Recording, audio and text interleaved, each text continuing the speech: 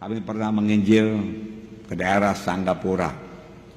Sebagian teman kami naik sepeda, saya naik sepeda motor. Saudaraku, sampai di Simpang, rombongan kami bagi 3. Tempat kami berhenti itu pohon beringin. Saudara, kami pun pergi dengan wanti-wanti jangan terlalu lama. Jam 9:30 kita semua mesti sampai kembali di sini. Saudara, saya pun berusaha dan saya lebih cepat selesai. Dan jam 10 saya sudah sampai pada tempat itu. 2 rombongan lagi belum. Tiba-tiba datang lagi 1 rombongan. Saudaraku, saya katakan saja namanya si Jet. Nah, saudaraku, dia pakai sepeda model lama. Saudaraku, jadi stangnya itu begini, saudara ke belakang. Dan di stangnya itu, saudaraku, ditaruhnya ada pisau, ada obeng lah, ada sabit lah, saudaraku. Ya, semua ada di situ, saudaraku. Ada besi, saudaraku. Ya. Untuk apa ini semua? Ini Pak, ini pohon trep ini katanya. Saya nggak tahu entah pohon trep dalam bahasa Karo, pohon beringin, nggak tahu saya. Ada penunggunya ini, dia katakan. Jadi mesti lengkap senjata kita.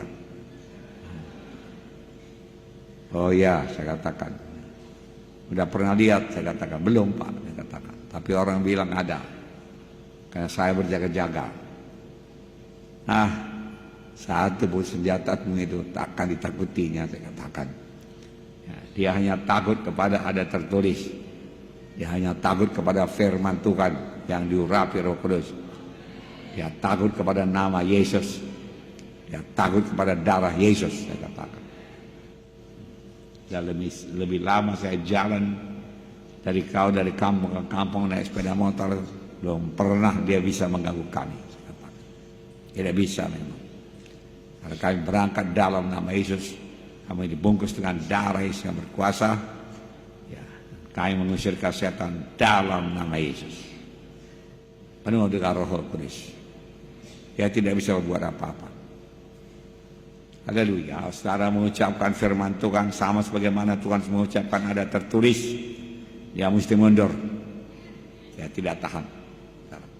Kemanapun saudara di dunia ini saudara miliki ada tertulis firman Tuhan, maka setan manapun di dunia ini tidak bisa menjamah saudara.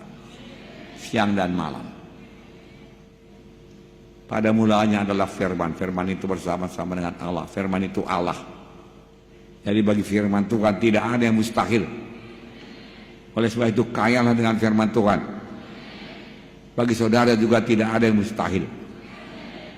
Karena firman itu Tuhan. Dia tidak bisa tahan. Maka saudara harus kaya firman Tuhan. Ucapkan firman Tuhan. Lawan setan dengan mengucapkan firman Tuhan. Jangan pergi setan. Jangan begitu saja. Saya usir engkau. Ada tertulis setan. Aku punya kuasa atasmu. Aku bisa mengusir engkau dalam nama Yesus. Dan engkau mesti tunduk. Pergi dalam nama Yesus. Saya anak Tuhan. Engkau tidak bisa menjamah saya. Saya bersalut dengan darah Yesus. Apa yang dia janjikan pasti dia genapkan. Manalah dia buktinya? Tuhan bukan manusia. Ada tertulis Tuhan bukan manusia. Jadi dia berjanji dan tidak menepatinya. Dia mengucapkan sesuatu dan tidak menepatinya. Ya pasti menepatinya. Haleluya. Ya. Tuhan Yesus pun datang ke dunia ini, saudaraku, dan melucuti setan. Sekarang setan tidak punya senjata. Hanya senjata penipuan-penipuan. Senjata gertakan-gertakan saja, saudara. Jangan takut. Amin, saudara. Bukankah sampai sekarang, saudaraku, setan mengatakan dosa itu enak.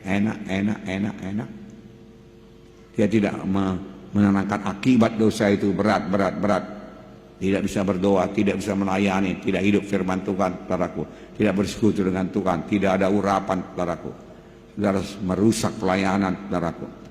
Kalau saudara melayani dengan dosa dalam hati saudara, dosa itu merembet, saudaraku, kepada jemaat. Saudara tidak buang cepat-cepat, saudaraku, dan saudara melayani, itu akan merembet kepada jiwa-jiwa. Kasihan jiwa-jiwa, saudaraku. Karena saya penuh Roh Kudus merembet kepada saudara. Nah, saudara penuh dengan Roh Kudus, saudaraku. Saya jaga diri saya. Penuhilah hatimu dengan firman Tuhan. Renungkanlah itu siang dan malam, dan bertindak hati-hati sesuai dengan yang tertulis dalamnya. Maka dengan demikian engkau akan berhasil, perjalanan akan beruntung. Saudara, setan mengatakan engkau akan tetap miskin, orang tuamu miskin, engkau akan miskin. Engkau akan miskin terus, itu tipuan setan. Engkau tidak ada pekerjaan, itu tipuan setan. Percaya kepada Tuhan terus. Beri persembahan saudara kepada Tuhan dan sembah Tuhan, saudaraku. Maka Tuhan tidak akan membiarkan saudara tetap dalam kemiskinan. Dan kalau setan terus bicara kepada saudara, saudaraku, lawan dia. Ya. Katakan, Yesus datang supaya aku beroleh hidup yang berkelimpahan. Nah, jadi dalam mengusir setan, saudaraku, kemukakan ayat-ayat. Ternyata engkau benar. Oleh sebab itu saudara harus berisi banyak ayat. Berisi penuh dengan firman Tuhan. Makanya firman Tuhan berkata, renungkan firman Tuhan siang dan malam. Dan tiap kali setan menyerang, ada firman Tuhan dalam hati saudara. Setan kadang-kadang memberi kebimbangan. Engkau tidak akan sanggup melayani. Engkau tidak layak. Lihatlah, kau hidupmu tidak menjadi contoh. Hidup rumah tanggamu tidak menjadi contoh. Bagaimana engkau bisa melayani? Saudaraku, kembali kepada kebenaran, bertobat dengan sungguh-sungguh, saudaraku. Ya, walaupun masih ada, saudaraku, akibat-akibat daripada hidup lama dalam hidup saudara, dalam rumah tangga saudara, saudaraku, semua itu akan hilang. Tuhan tidak menahan kebaikan daripada orang yang hidup tidak bercelah. Nah, pilihlah hidup tidak bercelah, karena kebaikan Tuhan akan menjadi milik saudara. Mengapa mesti hidup bercelah? Mengapa mesti bohong? Mengapa tidak jujur? Biasakan memberi. Biasakan memberi. Biasakan memberi. Ya. Apa saudara tabur akan saudara tuai. Saudara tabur sukacita dari milik saudara. Setan, saudaraku, berperang, saudaraku, dalam pikiran kita ini. Ini medan perang. Lihatlah anak-anakmu tidak bertobat. Lihatlah anak-anakmu tidak ke gereja. Lihat dia tidak mau ke gereja. Pastilah jatuh daripada keselamatan. Engkau tidak akan bisa memanggilnya. Serangan setan terutama yaitu membuat kita bimbang pada kebenaran firman Tuhan. Benar kau dia beliau Yesus engkau akan sembuh? Saudaraku, ini semua tipu daya setan. Saudara, setan akan bisa memutar balikkan firman Tuhan kepada saudara. Saudara menjadi bimbang terhadap firman Tuhan.